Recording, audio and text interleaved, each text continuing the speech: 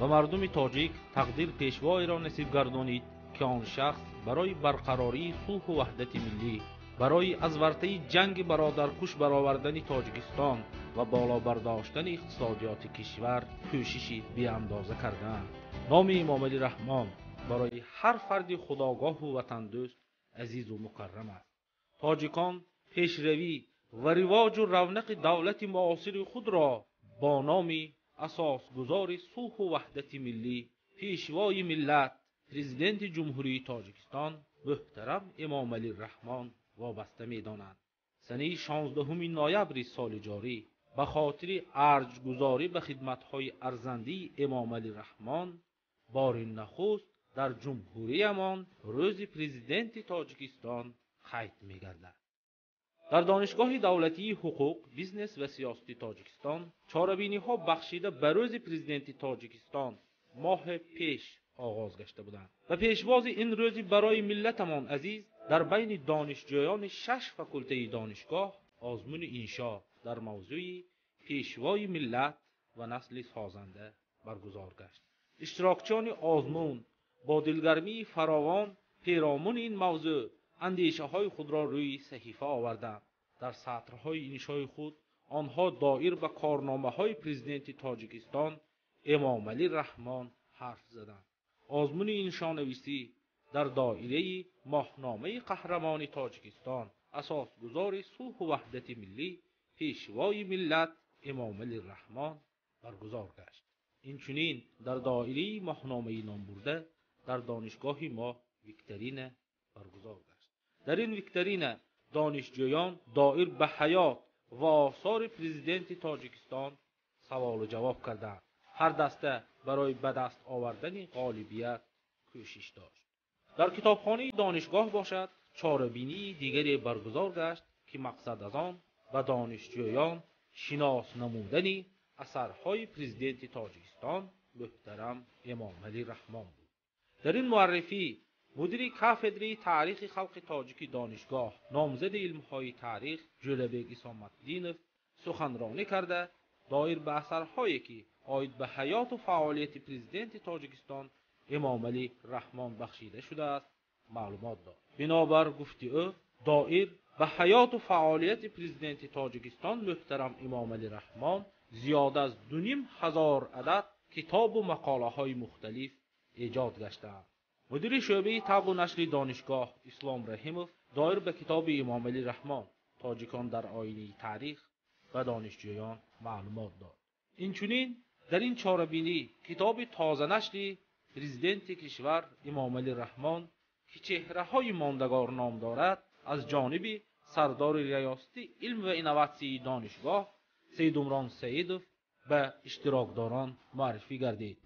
باعث افتخار است که اون پیشنهادی که از طرف مجلس نمایندگان اوید روز 16 نوامبر جشن گرفتن روز پرزیدنت و پیشنهاد گردیده بود از طرف تمام خلق تاجیکستان این پیشنهاد قبول گردید و ما امروز یکمی مرتبه جشن پرزیدنت را روز پرزیدنت را در دانشگاه دولتی حقوق بیزنس و سیاست تاجیکستان جشن گرفته ایستادیم که آن تحت عنوان قهرمانان تاجیکستان گذرانده شده ایستاده است و امروزها نه تنها در خود دانشگاه در تمام جمهوری عزیزمان این جشن سزاوار جشن گرفته ایستاده است چون که خلق اذیت کشیده تاجیک امروز بهای بلندش را به اساسگزار صلح وحدت پیشوای ملت پرزیدنت کشور امام علی رحمان دادند چون که خدمت‌های شایسته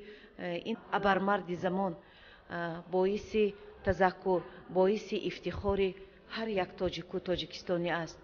پیش از آغاز کنفرانس دانشگاهی که تحت عنوان راهنمای معظم ملت تاجیک برگزار گردید اثرهای امام علی رحمان و معرض تماشا جای داده شد. کنفرانسیه را معاون رکتور دانشگاه عبدالقهار عارفov افتتاح بخشید. رکتور دانشگاه دولتی حقوق بیزنس و سیاست تاجیکستان دکتر علم‌های تاریخ پروفسور جمشید جورزاده در گزارش خود دایر به نقش تاریخی اساسگزار صلح و وحدت ملی پیشوای ملت امام علی رحمان سخن کرد. با مورد از گویم که سروری دولت پیشوای ملت در آغاز تاریخ نوین تاجیکستان سوسیالیست قرار دارد و اکثر پدیده‌های تازه، پدیده‌های نوترینی که در تاجیکستان ظهور نمودند محض با نام، فعالیت و کوشش‌های بی‌مثل پیشوای ملت وابسته است. اینچنین در گزارش علمی جمشید جورزاده سهم امام علی رحمان در تحکیم صلح و وحدت ملی، رشد دادن اقتصادیات کشور، تکامل پیدا کردن اندیشه ملی تاکید یافت. استاد دانشگاه دوسنت عبدالحکیم شریفوف پیرامون مسئله پرزیدنت تاجیکستان امام علی رحمان و مسئله رشد معارف سخنرانی کرد. بنابر گفته او یکی از تشبثکاران بنیاد مکتب‌ها در زمان استقلال امام علی رحمان میباشند. واقعا هم در بین خلق از یک همین هدایت سرور دولت روح گرفته مردم به مکتب ساز سر کرد. به خاطر سالهای 90 اینقدر مسجد ساختیم. بیاد مسجد سازی در حال بود و خود پرزیدنت در یک از پیام‌هایشون برآمد کرده گفتن که من به زمانه‌های محترم مراجعه میکنم. اینقدر شما مردم رو به ساختن مسجدها دعوت کردید و به مسجد رسید. این کاری خوب. مسجد هم یک از چیزهای جزئیات فرهنگ ملی است و دین ما دین رو اعتراف میکنیم، این کار نمیکنیم. لیکن اکنون وقت آن است که همه رو به مکتب کنیم، زیرا مکتب این تخصصی حیات جامعه است. ببینید در ماهی وانچمن ما شاهد بودیم یک حرکت عمومی ساختن مؤسسه‌های تعلیم سر شد و این اویست در ولایت خیلی گسترش شد و در تمام جمهوری هم همیشه حرکت کرد. در این کنفرانس نامزد علم‌های اقتصاد سید مراد خان ممدوف پیرامون مسئله امام علی رحمان و رشد اقتصادیات ملی حرف زد. بنابر گفته او تحت سروری امام علی رحمان اقتصادیات تاجیکستان دستاوردهای نظررس دارد.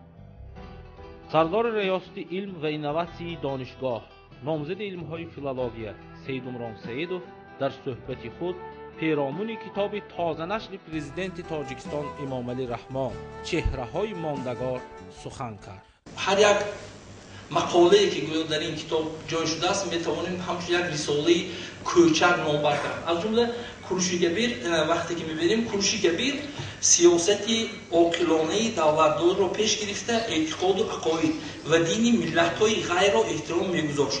این از صحیفه 19 کتاب است. سخن درباره چی می‌رود؟